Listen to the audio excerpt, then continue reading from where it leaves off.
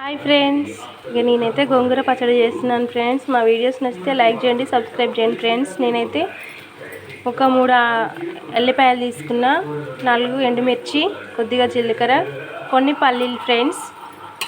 ఇంకా ఇవైతే తీసుకున్నాను. సో గోంగూర అయితే ఒక 2 చిన్న కట్టలు ఫ్రెండ్స్.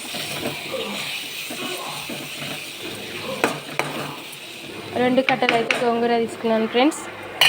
దీంట్లో ఒక స్పూన్ సాల్ట్ వేసుకోవాలి ఫ్రెండ్స్, చిటికెడు పసుపు. నేనైతే రోటి పచ్చడి అయితే బాగుంటుంది ఫ్రెండ్స్. నేనైతే రోల్లో వేసుకొని చేస్తున్నాను ఫ్రెండ్స్. నచ్చితే మీరు కూడా ట్రై చేయండి. మిక్సీ కంటే రోటి పచ్చడి టేస్ట్ ఉంటుంది ఫ్రెండ్స్. మా వీడియోస్ నచ్చితే లైక్ చేయండి, సబ్స్క్రైబ్ చేయండి ఫ్రెండ్స్.